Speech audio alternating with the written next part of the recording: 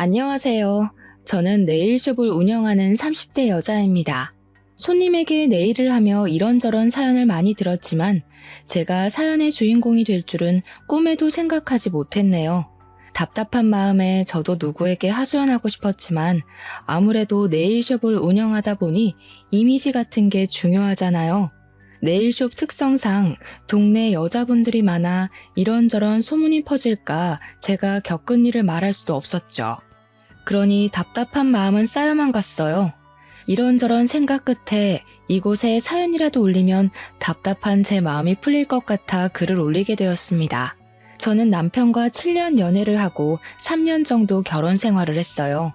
7년을 함께 했으니 함께한 시간은 짧은 것은 아니었죠. 그런데도 저는 남편에 대해 제대로 알고 있는 것이 없었던 것 같아요. 남편이 무엇을 좋아하는지 그리고 어떤 사람을 만나는지 전혀 몰랐으니까요. 물론 남편이 저를 배신한 게 꼭 그런 문제만은 아니었지만 후회되는 것은 어쩔 수 없나 봐요. 처음부터 그에 대해 잘 알았다면 그와 결혼하지 않았을 테니까요. 기가 막힌 저의 인연의 시작은 남편 형과 저의 인연부터 시작했습니다. 남편의 형은 제 대학과 선배였어요.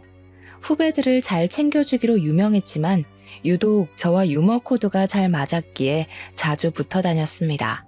그러던 어느 날 선배 동생이 저희 캠퍼스로 놀러 오게 되면서 남편과 처음 만나게 되었어요. 선배와 연년생으로 이제 막 군대 제대를 하고 선배 자취방에서 같이 살고 있다고 하더군요. 그는 첫 만남부터 제 얼굴을 뚫어져라 쳐다보았죠. 그러더니 제게 남자친구가 있는지 물어봤어요. 현아 씨, 남자친구 있으세요? 처음 보는 사이에 누가 그런 질문을 하나요? 그것도 첫 질문으로 말입니다. 거부감이 들었죠. 야, 그런 질문은 실례야. 선배의 만류에도 동생은 제게 질문을 이어갔죠. 좋아하는 남자 스타일이 어떻게 되세요? 저 같은 스타일은 어때요? 나쁘지는 않은데요. 첫 만남부터 그렇게 물어보니까 너무 부담스럽네요. 부담스럽게 하려고 물어본 건 아니에요. 정말 마음에 들어서 그래요. 밑도 끝도 없이 들이대는 그를 피하고 싶었어요. 선배, 저 먼저 가볼게요. 다음에 봐요. 저도 다음에 봐요. 꼭이요. 저를 보며 그는 손까지 흔들어 보였죠. 어색한 미소를 지으며 그 자리를 서둘러 벗어났습니다. 그는 선배와 함께 캠퍼스 안을 돌아다니며 저와 자주 마주치게 되었죠. 지나가던 길에 마주친 그는 저를 보더니 먼저 아는 척을 하더라고요. 현아 씨, 다시 만나서 반가워요. 네, 그렇네요. 자주 보네요. 네, 복학할 때까지 여유가 좀 있어서요. 그때까지 더 자주 봤으면 좋겠네요. 그러세요. 저는 약속이 있어서 먼저 가볼게요. 우연히 마주쳐도 그가 부담스러운 건 마찬가지였어요. 저를 정말 좋아해서 저런 말을 하는 건지 아니면 사람을 헤프게 봐서 그런 말을 하는 건지 알 수 없었죠. 서둘러 인사를 하고 자리에서 벗어나는 순간 그가 제 손을 잡고 우산을 지어주더라고요. 현아 씨, 오늘 오후에 비 온대요. 우산 꼭 챙겨가요. 아니요, 전 괜찮아요. 현아 씨 주려고 챙겨온 거예요. 가져가세요. 비 맞으면 감기 걸려요. 됐다고 거절을 했지만 우산을 가져갈 생각을 하지 않았죠. 어쩔 수 없이 우산 들고 가게 되었어요. 어떻게 보면 저를 챙겨주는 거였지만 그런 작은 친절에도 불편했어요.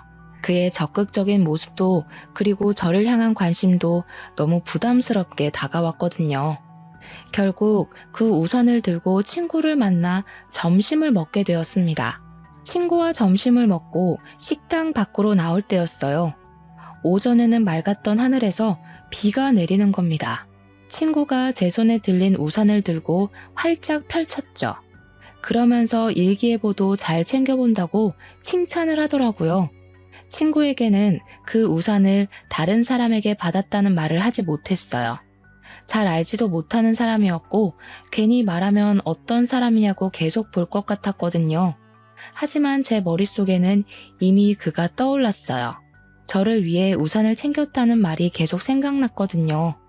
다음에 만나면 우산 잘 썼다고 감사 인사를 남기고 싶었지만 선배와 함께 다니던 그의 모습은 더 이상 보이지 않았습니다.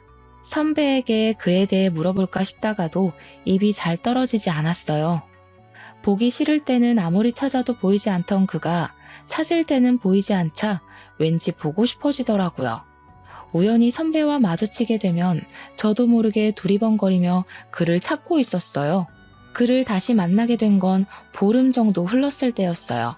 시내 거리에서 걸어오는 그를 보고 한달음에 달려가 그에게 먼저 인사를 건넸죠. 준경 씨, 저번에 우산 너무 고마웠어요. 그동안 무슨 일 있었어요? 한동안 안 보이던데요. 아, 효나 씨, 그동안 잘 지내셨어요? 네, 복학 준비를 하고 있어서요. 우리 학교도 여기서 멀지 않아서 자주 볼 수 있겠네요. 그래요? 잘 됐네요. 우리 자주 봐요. 정말 신기했어요.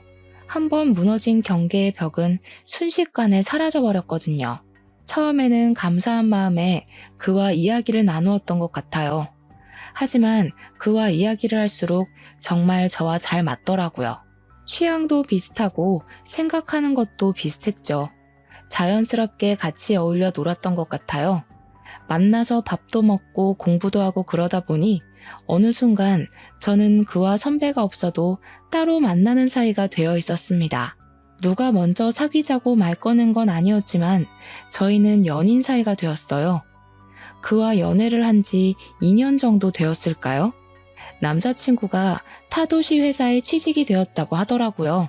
졸업 후 바로 취직되었으니 기쁜 일이었지만 멀리 떨어져서 지내야 한다니 우울해졌죠. 제 주위에도 장거리 연애를 시작한 친구들은 금방 헤어졌거든요. 처음에는 잘 지내다가 자연스럽게 멀어지면서 헤어지게 된다고 했거든요. 거기다 가까운 거리도 아니고 1시간 반 거리라니 시외버스를 타고 와야 한다는 번거로움까지 더해지자 제 불안감은 배가 되어 돌아왔습니다. 너무 먼 것 같아. 왕복 3시간이잖아. 저기요, 자주 올 테니까 너무 걱정하지 마. 떨어져 있어도 나는 자기뿐이라는 거 알잖아. 치, 말만 그렇게 해놓고 몸이 멀어지면 마음도 멀어지는 거 아니야? 절대 그럴 일 없으니까 걱정하지 마. 내가 자기를 얼마나 사랑하는데. 그는 사랑을 증명이라도 하듯이 매주 저를 만나기 위해 1시간 반 거리를 찾아왔죠.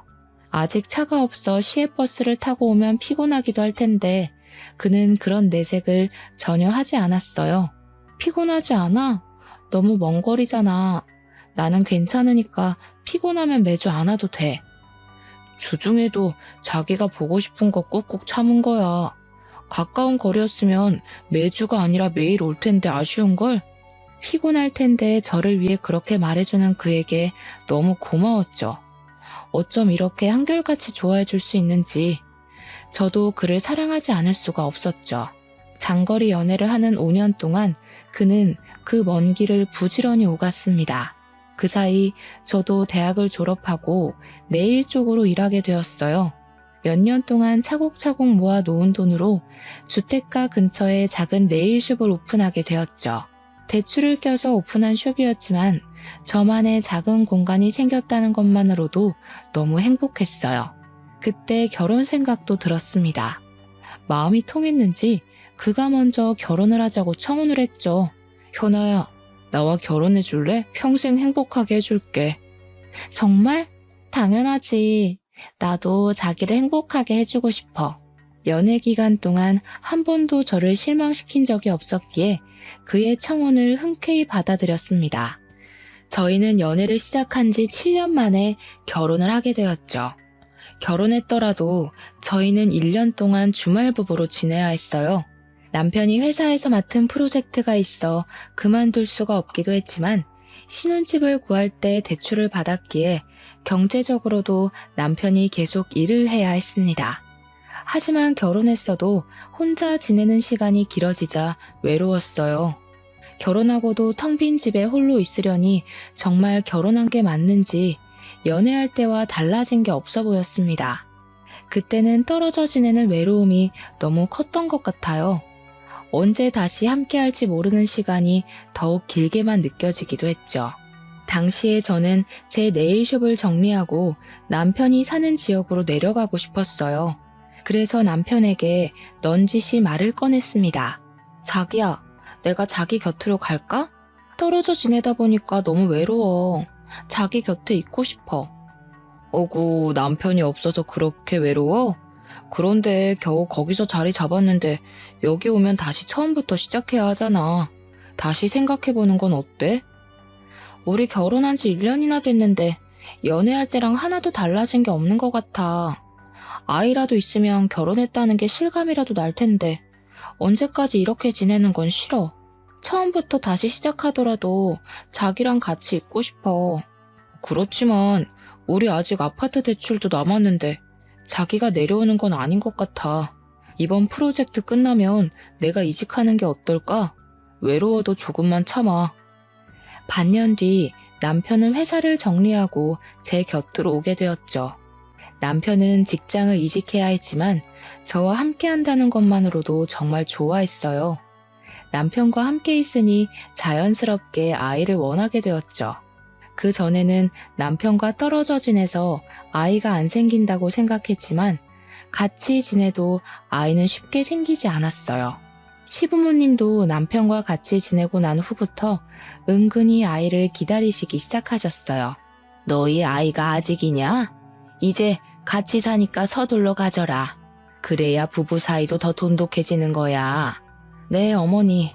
저희도 아이를 가지려고 하는데 빨리 안 찾아오네요.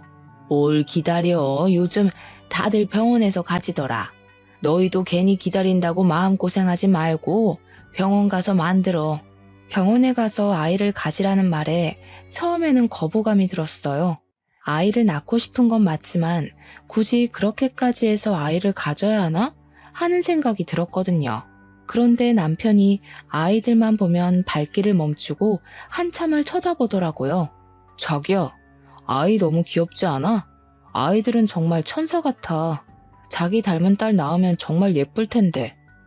남편이 아이를 좋아하는 건 알고 있었지만 이렇게 자신의 아이를 원하고 있을 줄은 생각하지 못하고 있었죠. 아이를 그렇게 원하니 저도 의술의 도움을 받아서라도 아이를 가져야겠다고 생각했죠.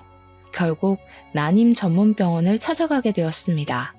병원에만 가면 바로 생길 줄 알았던 아이는 인공수정 3번으로도 생기지 않았죠.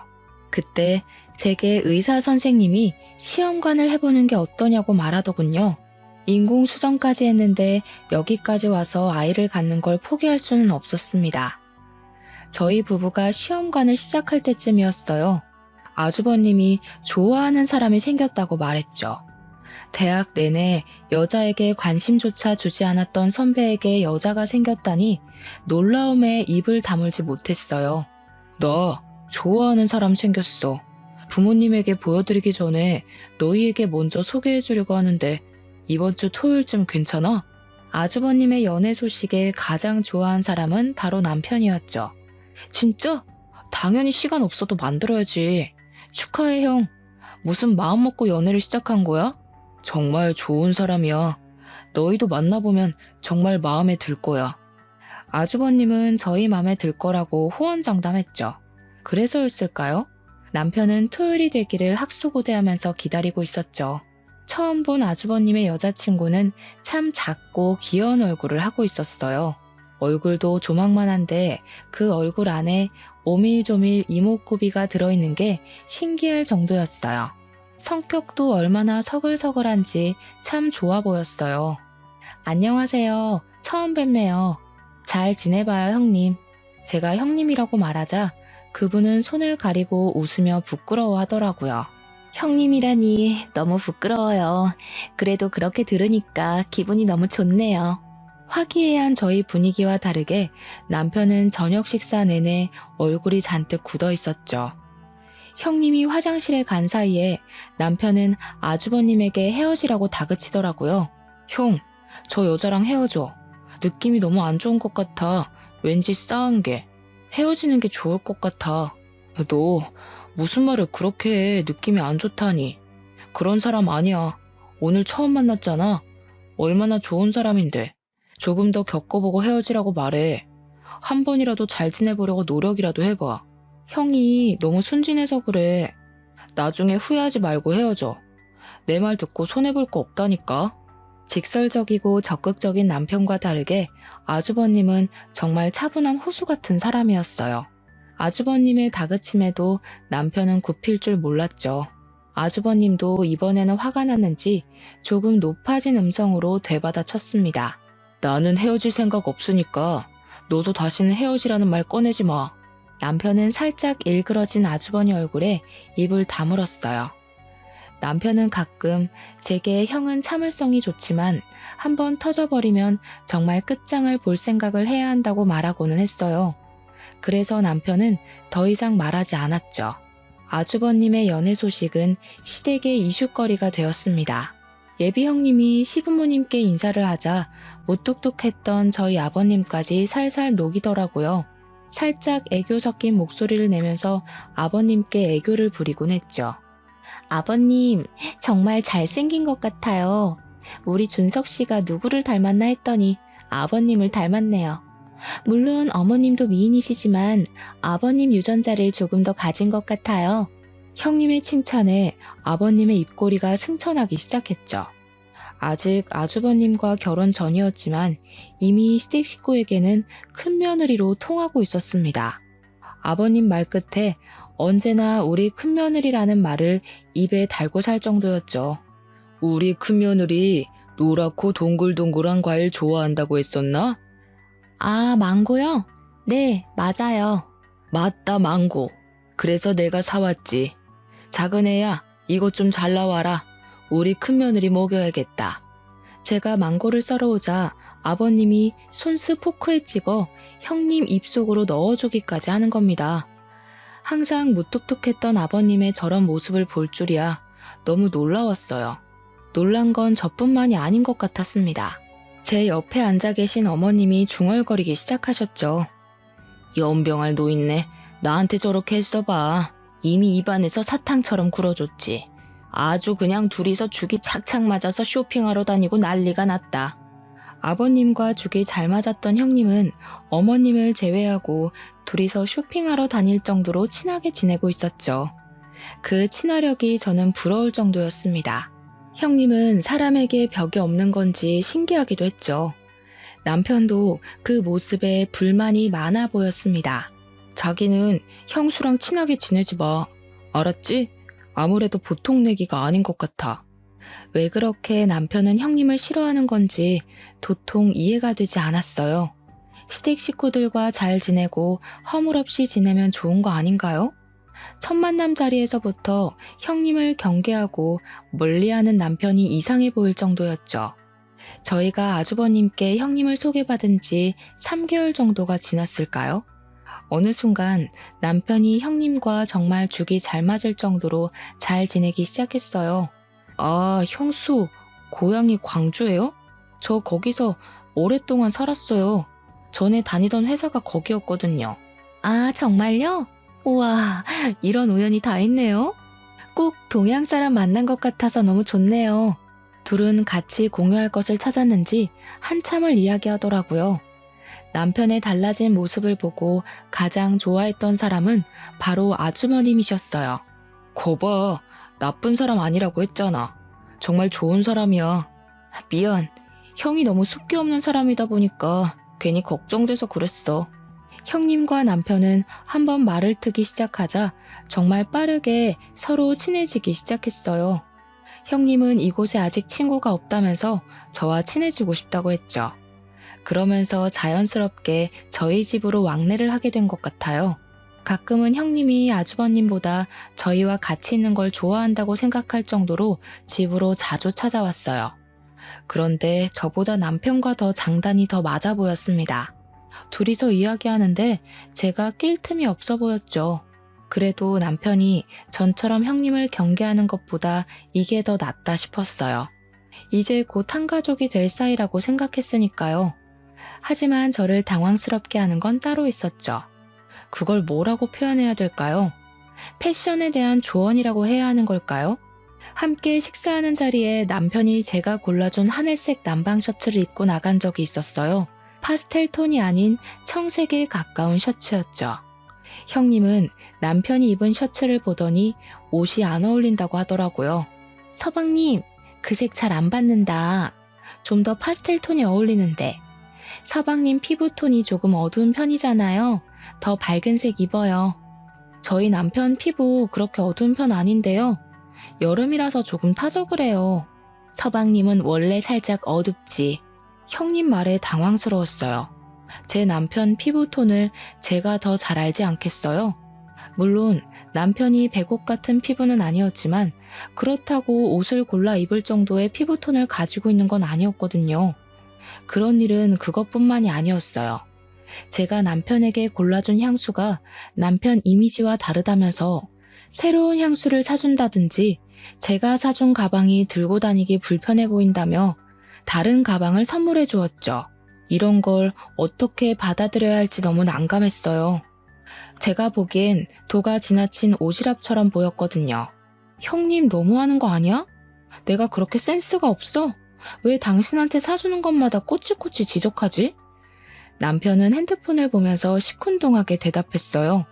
왜? 신경 써주면 좋은 거 아니야? 관심 있으니까 그런 말도 해주는 거지. 남편 말에 정말 별일도 아닌 일에 신경 쓰고 있는 건지 머리가 아팠어요. 손가락으로 관자놀이를 꾹꾹 눌렀죠. 너무 스트레스 받지 마. 안 그래도 시험관 때문에 신경이 너무 예민해진 거 아니야? 별일도 아니잖아. 당시에 남편 말대로 지속적인 시험관 실패로 정말 예민해졌나 싶기도 했어요. 계속 임신에 실패해서 마음이 우울하기도 했거든요. 원인이라도 확실하게 있는 난임이면 모를까 둘 다 정상이라는데 아이는 계속 생기지 않았으니까요. 그러다 며칠 후 어머님 생신으로 시댁에 방문하게 되었을 때 일이었어요. 점심때 시댁 식구들이 모이기로 하면서 저는 이른 아침부터 시댁으로 가서 음식 준비를 해야 했죠. 밖에서 먹으면 편하겠지만 아버님의 까다로운 식성 때문에 집에 와서 외식은 거의 꿈도 못 꿀 일이었거든요. 그렇다고 시어머니 생신에 어머님이 밥상을 차리라고 할 수는 없잖아요. 어쩔 수 없이 제가 음식 장만을 떠맡게 되었죠. 한참 부엌에서 음식 장만을 하는데 거실에서 시댁 식구들이 이야기하는 목소리가 들렸어요. 어머님, 아버님, 저희 아기 가졌어요. 아이고, 우리 큰며느리 시집 오기 전부터 이렇게 예쁜 집만 골라 할까. 형님과 아주버님이 혼전 임신을 했다고 시댁 식구들 앞에서 말하고 있었죠. 아버님은 기다리던 손주를 보게 되었다며 너무 좋아하셨어요. 형수, 축하해요. 혼수 준비를 제대로 하셨는데요. 너무 부럽다. 우리도 빨리 아이 가져야 하는데. 남편이 입가 가득 미소를 지으면서 축하 인사를 건넸죠. 그런 남편 모습을 보고 있으려니 괜히 미안해지더라고요. 남편이 아이를 얼마나 기다리고 있었는지 알고 있으니까요.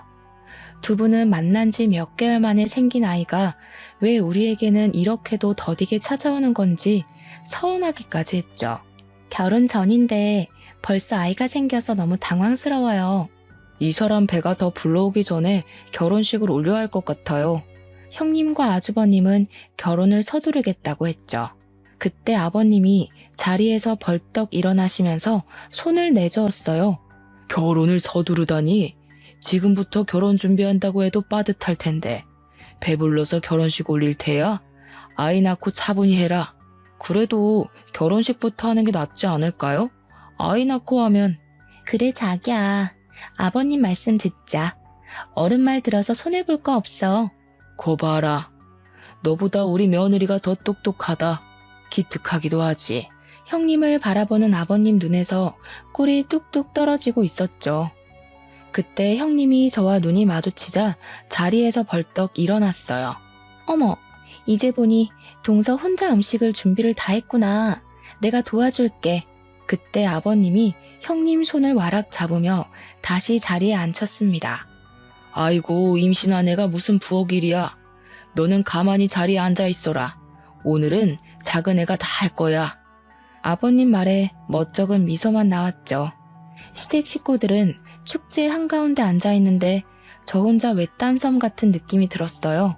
그때 아주버님이 일어나서 부엌으로 왔죠. 재수씨, 제가 도와드릴게요. 혼자 음식 장만하느라 힘들었죠. 그때는 너무 감사하더라고요. 서운하고 울적했던 마음이 한꺼풀 가셨어요. 지금 생각해보니 시댁에서 항상 저를 도와주었던 사람은 제 남편이 아니라 아주버님이셨어요.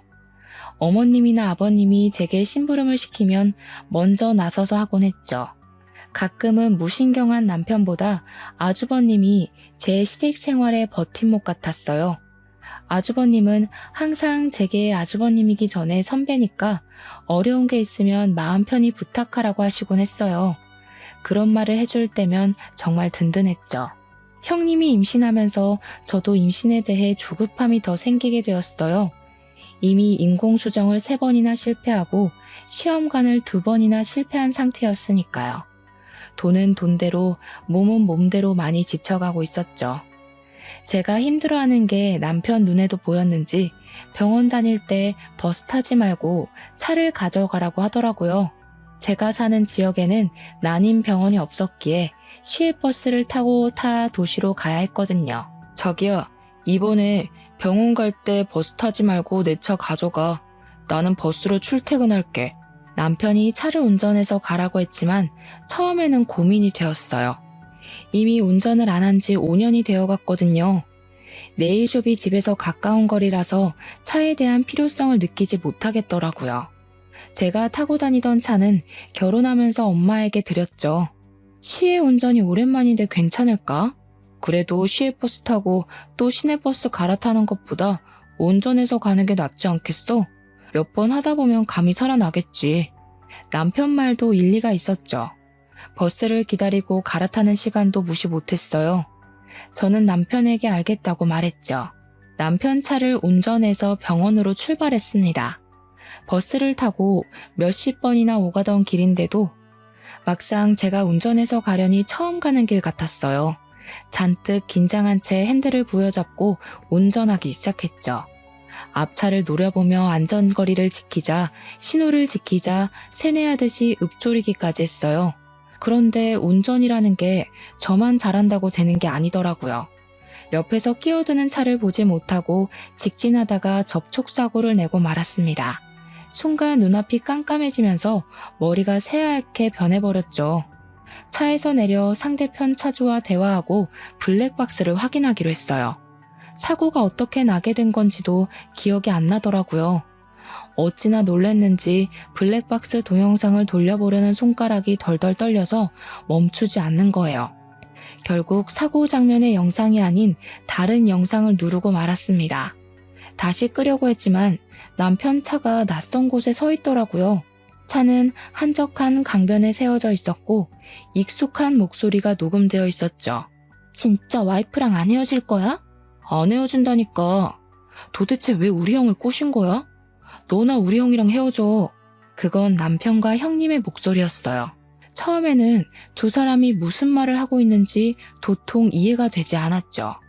서로 누구와 헤어지라고 하는 건지 영상을 꺼야 한다는 걸 알았지만 몸이 움직이지 않았어요.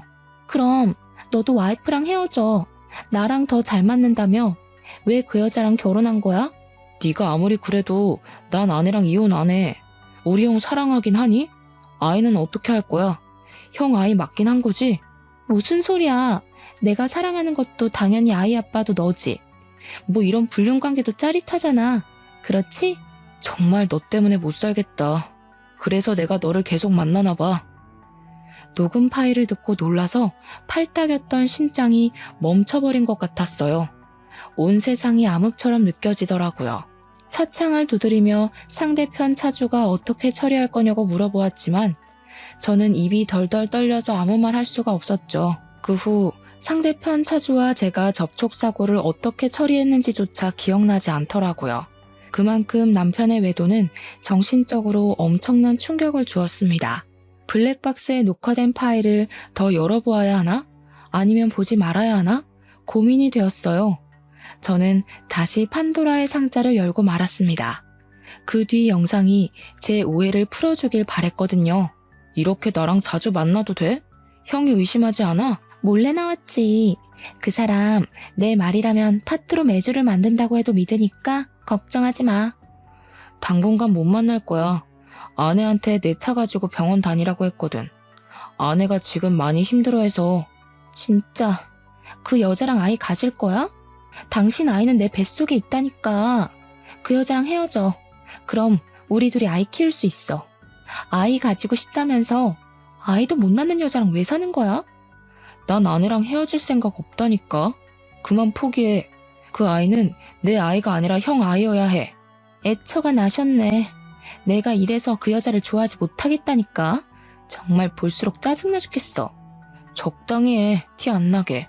이런 사이를 뭐라고 말해야 하는 걸까요? 명백한 불륜관계였지만 그것보다는 공생이라고 해야 할까요? 이 기이한 관계에 대해 정확한 정의를 내릴 수가 없더라고요. 이미 남편과 형님은 아주버님을 통해 만나기 전부터 아는 사이였어요. 남편은 오래전부터 저와 주말에 만났다면 형님을 주중에 만나고 있었던 거죠. 더욱더 놀라웠던 건 형님은 이미 예전부터 남편에게 다른 여자 있다는 걸 알면서도 만났다는 거예요. 남편이 직장을 그만두고 제 곁으로 오자 남편을 따라 이사를 하고 남편에게 접근하기 위해 아주버님을 이용했다는 거였습니다. 이런 걸 사랑이라 말해야 하는 건가요? 집착이라고 해야 하는 걸까요? 그리고 남편은 결국 형의 여자라는 것을 알면서 다시 형님과 만난 거죠. 문득 정신을 차리고 보니 아주버님 회사 앞이더라고요. 저도 모르게 지금 이 순간 가장 먼저 떠오른 사람이 아주버님이었어요. 같은 피해자로서 그리고 가장 효과적으로 두 사람에게 복수할 수 있는 사람이니까요. 아주버님, 저 지금 회사 앞인데 저랑 잠시 차 한잔 마실 시간 있을까요? 제 말에 아주버님은 회사 앞 카페로 한달음에 달려왔죠. 얼굴이 안 좋아 보여요. 무슨 일인데 둘이 해결해야 한다는 거예요? 아주버님 질문에 아무 대답하지 않고 핸드폰으로 옮긴 블랙박스 파일을 보여주었습니다. 처음에는 살짝 미소가 섞여있던 얼굴은 순식간에 딱딱하게 굳어가고 있었죠. 아무 말 없이 이런 내용을 보여드려서 너무 죄송해요. 하지만 저도 이 상황을 어떻게 설명해야 할지 모르겠더라고요. 제 핸드폰을 들고 있는 아주버님의 손이 달달 떨리고 있었습니다. 아주버님은 제게 핸드폰을 건네준 뒤 남편에게 전화를 걸었죠. 야, 너 어디야? 거기서 기다려. 금방 갈 테니까. 그리고 의자를 박차고 밖으로 뛰어나가시더라고요. 저는 놀라서 아주버님을 뒤쫓아 나갔습니다. 10년 넘게 아주버님을 봐왔지만 화를 내는 모습은 처음 보는 모습이었죠. 아주버님을 쫓아간 곳은 저희가 있는 곳에서 멀지 않은 공원이었습니다. 그곳에는 남편과 형님이 같이 있었죠. 아주버님은 남편을 향해 달려가더니 다짜고짜 주먹을 날렸습니다. 놀란 형님이 두 사람 사이를 막아섰어요. 도대체 왜 싸우는 거예요? 이러지 마세요. 그래, 맞을 땐 맞더라도 이유는 알고 맞자. 너희 둘 언제부터 만났던 거야? 형님과 남편은 아주버님 말에 두 눈을 동그랗게 뜨며 그게 무슨 말이냐고 되물었죠. 그게 무슨 말이에요? 혹시 지금 같이 있어서 오해했나 본데요. 다음 달 당신 생일 선물 골라주라고 부탁했어요. 도대체 왜 그래? 형, 오해가 있으면 말로 풀어. 괜히 주먹부터 들이대지 말고. 아주버님은 두 사람과 말이 통하지 않는다는 것을 깨달았는지 제 핸드폰을 들고 블랙박스 녹음 파일을 틀었습니다. 녹음된 둘의 목소리를 듣고 남편의 얼굴이 새파래졌죠. 형, 자기야, 아니야, 오해라고. 내가 다 설명할 수 있어. 내 말 들어봐. 오해? 무슨 오해? 그 블랙박스 녹음을 듣고서도 오해라고 말하는 거야? 다 설명할 수 있다니까. 정말이야. 너는 이 상황까지 됐는데도 와이프 안에 변명할 셈이야? 그냥 사실대로 말해. 우리 만나고 있다고 당당하게 말하라고. 조용히 해. 나는 아내랑 헤어질 생각 없다고 했잖아. 이게 다 너 때문이야. 네가 찾아오지만 않았어도 형도 나도 잘 살았을 거라고. 지금 이 모든 게 내 탓이라는 말이야? 네가 찾아왔을 때 좋아하던 사람은 바로 너 아니었어? 네 형을 만나고 있어도 나를 만난 건 너야. 형님은 순식간에 남편을 밀어버렸어요. 남편은 중심을 잡지 못하고 비틀거리더니 화단에 걸려 넘어지고 말았죠. 넘어질 때 화단에 심어진 나무에 얼굴이 긁혔는지 피가 나더라고요. 남편은 손으로 볼을 쓸었어요. 이게 정신 나갔나? 어디서 사람을 밀어? 손에 묻은 피를 보고 화가 났는지 형님에게 달려들어 밀어버렸어요. 형님은 뒷걸음질 치다가 뒤로 넘어지면서 시멘트 타일에 엉덩이를 크게 찍고 말았습니다. 못 일어나겠어. 못 일어나겠다고. 아파. 엉덩이가 아프다고. 제가 잡고 일으켰지만 아프다며 손을 뻗어 저를 밀어버리더라고요. 저까지 바닥에 엎어져 버렸죠. 그때 형님 다리 사이로 붉은 핏자국이 보이기 시작했어요. 아주버님이 서둘러 119에 신고했죠. 병원으로 이송된 뒤 의사는 형님에게 골반 골절 진단과 함께 양수가 터졌다고 말했어요. 골반이 골절되셨어요. 당분간 누워 지내셔야 합니다. 그것보다 지금 임신 5개월이라고 하셨는데 조기 양막 파열로 파수가 일어났어요. 초음파 결과 남은 양수가 거의 없어요. 그럼 어떻게 되는 거예요? 지금 아이 심장은 뛰고 있는데 양수가 없어서 생존하기 힘들어요. 출산하신다고 해도 아이가 너무 어려서 생존 확률이 거의 없어요. 유도 분만을 하실 건지 제왕절개를 하실 건지 정하셔야 합니다. 그럼 아이를 죽여야 한다는 거예요? 이런 말 드리게 돼서 죄송합니다. 인큐베이터에 들어가기에도 너무 어린 아이라서요. 아이 심장은 아직 뛰고 있었지만 양수가 적어 아이가 살 수 없다고 하더군요. 안타까운 상황에 형님은 한없이 눈물만 흘렸습니다. 이런 결과를 원한 게 아니었는데 아이가 잘못되니 죄책감이 밀려 들어오더라고요. 그런 상황에서도 남편은 변명하기 바빴죠. 자기야, 정말 오해야. 나 형수랑 아무 관계도 아니야. 아니, 전에 몇 번 만난 건 맞는데 클럽에서 만났거든? 정말 오해하지 마. 사랑 그런 거 아니었어. 자기랑 멀리 있다 보니까 외로워서 몇 번 만났는데 거머리처럼 달라붙더라고. 심지어 나를 따라서 여기까지 쫓아왔잖아. 아이가 죽었는데 자기 변명을 하기 바쁜 남편 모습에 정남이가 뚝 떨어지더라고요. 지금 당신 아이가 죽었는데 그런 말이 나와? 누가 내 아이라는 거야? 아니라니까? 형 아이를 자꾸 내 아이라고 우기는 거야. 전에 내가 만났던 여자라고 형한테 말할 수도 없고 내가 어떻게 하겠어. 더는 남편과 말도 섞기 싫어졌죠. 이미 상황이 이렇게 됐으니까 우리 이혼하자. 나는 이제 당신에 대한 신뢰도 믿음도 잃어버렸어. 난 당신하고 이혼할 생각 전혀 없어. 남자들 바람 피우는 거 한순간이야.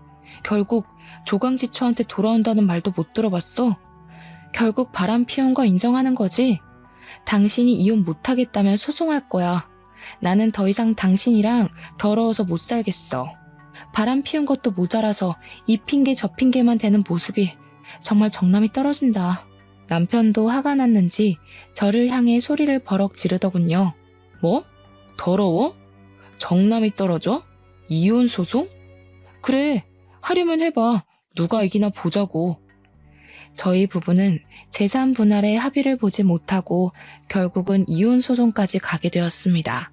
저는 남편 불륜으로 이혼하게 되었으니 위자료와 정신적 피해 보상을 요구했고 남편은 제가 이혼하기 위해 본인에게 불리한 증언을 내세운다고 우기고 있었죠. 법원에서 다시 만난 남편은 정말 당당해 보였어요. 워낙 남편의 귀책 사연은 뚜렷했고 증거도 있었으니 제가 승소할 거라고 믿어 의심하지 않았지만 남편 생각은 달라 보였습니다. 그 블랙박스 영상 증거로 사용 못해. 뉴스도 안 봤어? 불법 녹음은 증거 능력이 되지 못한다고. 결국 내가 바람 피웠다는 증거가 되지 못한다는 거지. 그래?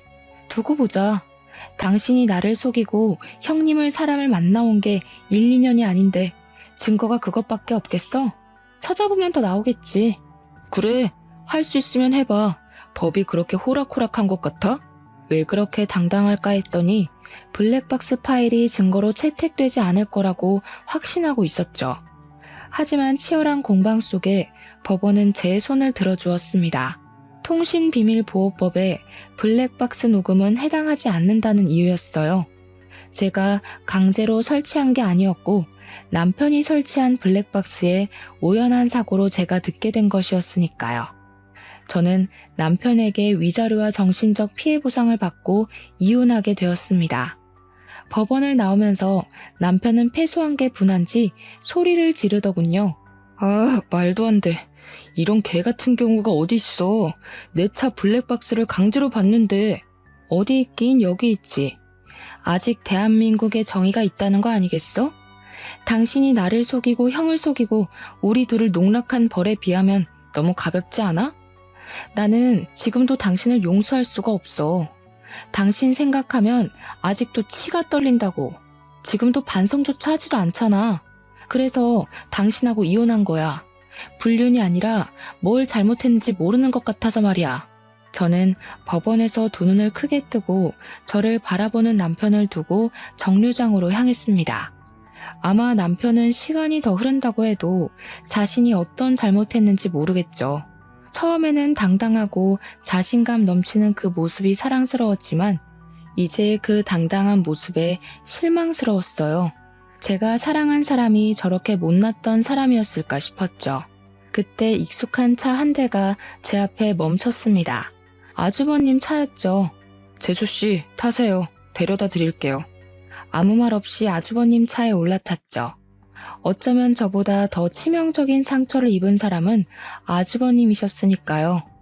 저야 남편이랑 이혼하면 끝이지만 아주버님은 자신을 속이고 농락한 사람이 핏줄로 이어진 혈연이잖아요.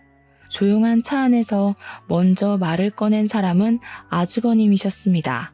동생 대신 제가 사과할게요. 사실 우리 관계가 이렇게 끝나는 것이 너무 아쉬워요.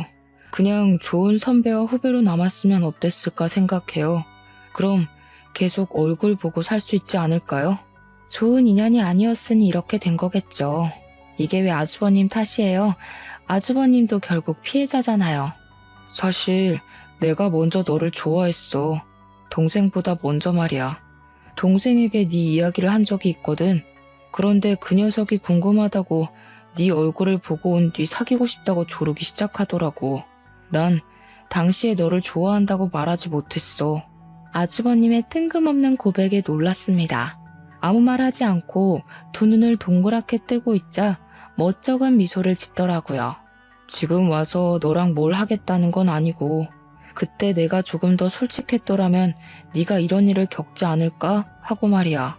한 번도 아니고 두 번이나 내가 좋아하는 사람을 가로채가니까 당시에는 화가 너무 났었어. 그런 모습 보여줘서 미안해. 그런 일을 겪고 화를 안 내는 게 비정상이죠. 약혼녀가 동생이랑 만나고 있는데 어떤 사람이 제정신이겠어요? 그러게. 지금 생각하면 무슨 매력에 끌렸나 싶긴 한데 아무튼 당연한 거지만 그 사람이랑은 헤어졌어. 그 사람도 이제 준경이한테 오만정이 떨어졌는지 고향으로 돌아가겠다고 하더라고. 뭐 태어나면 돌아가겠지. 짧은 대화였지만 아주버님의 대화를 듣고 많은 생각이 들었죠. 도대체 무엇을 얻기 위해 형님은 이곳까지 온 걸까요? 결국 모든 것을 다 잃었을 뿐인데 말이죠. 그 후 아주버님은 꾸준히 제 네일숍에 찾아왔어요. 처음에는 손님으로 왔다면서 투박하고 커다란 손을 제 앞에 내밀었어요. 손톱 하나하나를 잘라내고 다듬는 동안 제게 말 한마디도 걸지 않더라고요. 그러다가 다음에 또 오겠다는 말만 남기고 가버리는 겁니다. 그리고 며칠 뒤에 또 그 자리에 앉아서 아직 다 자라지도 않은 짧은 손톱을 내밀었어요. 아직 자라려면 한참 남았어요. 2주 정도는 더 있다 오셔야 할 것 같네요. 손톱은 나도 집에서 깎을 수 있어. 그냥 너랑 마주보고 있을 시간이 필요했을 뿐이야. 왜요? 위로가 필요해 보여요? 이혼해서 불쌍해 보여요? 아니, 내가 위로가 필요해서. 밥 한번 같이 먹어줘라. 선배가 부탁할게. 이제 아주버님이 아니라 선배로 남고 싶어서 하는 것 같았죠. 하지만 이미 10년 넘게 선배가 아닌 남자친구의 형, 그리고 아주버님으로 지냈던 사이가 그렇게 쉽게 바뀔 수 있나요? 그래도 저는 후배로서 같이 밥을 먹기 시작했던 것 같아요. 일주일에 한 번, 그러다가 두 번 저를 찾아와 밥 먹자, 차 마시자, 심심하니 영화 보자, 별별 요구를 하기 시작했습니다. 처음에는 제 옆에서 저를 지켜보고 챙겨줬던 건 아주버님이란 걸 알았기에 보답으로 거절하지 못했어요. 하지만 한 번, 두 번 밥 먹고 차를 마시다 보니 어느새 제 옆에는 아주버님이 있다는 것이 익숙해지고 있었어요. 연인인 듯 연인이 아닌 그 관계를 6개월 정도 유지할 때였습니다. 뜬금없이 시댁 식구들이 어떻게 지내고 있는지 궁금해졌죠. 이런 질문 뜬금없는데 시댁 식구들은 어떻게 지내요? 제 말에 아주버님은 난감한 표정을 지었습니다. 그게 다들 잘 지내지 못해. 동생이 그 사람이 떠나기 전에 붙잡았거든. 아주버님 말에 실소가 터지고 말았습니다. 결국 전 남편은 자기 곁에 남아있을 사람은 형님뿐이라고 생각하고 붙잡았던 거죠. 둘은 혼인신고만 하고 살림을 차렸어. 그런데 동생이 출장 갔다가 일찍 돌아왔는데 안방 침대에 아버지와 그 사람이 누워있는 걸 발견했나 봐. 네? 뭐라고요? 누구랑 누구요? 바로 옆에서 이야기를 듣고 있었지만 제 두 귀를 의심할 수밖에 없었습니다. 너무 황당하고 있을 수 없는 일이잖아요. 그게 그 사람이 나를 만나고 있으면서 아버지랑도 그런 사이였나 봐. 우리 집 남자들을 다 만나고 있었던 거지. 어머니도 이 사실을 알고 놀라셔서 쓰러지실 정도였어. 동생은 결국 그 여자 상대로 이혼 소송 중이고 어머니도 아버지 상대로 이혼 소송 중이셔. 거기다가 어머니는 그 여자 상대로 정신적 피해 보상을 신청하셨어. 지금은 내 집에서 지내시고 계셔. 시댁은 말 그대로 콩가루 집안이 되어버렸죠. 아주버님도 제가 이혼할 때 시댁과 인연을 끊다시피 했고 어머님하고만 가끔 연락하고 있었다네요. 그러다가 최근에 모든 사실을 알게 되었대요. 그 말을 듣고 지난 10년이 너무 허무해지더라고요. 사랑해서 한 결혼이었지만 내가 사랑했던 사람은 나를 사랑했던 적은 있을까 하는 생각이 들었거든요. 아마 진정한 사랑은 없었겠죠.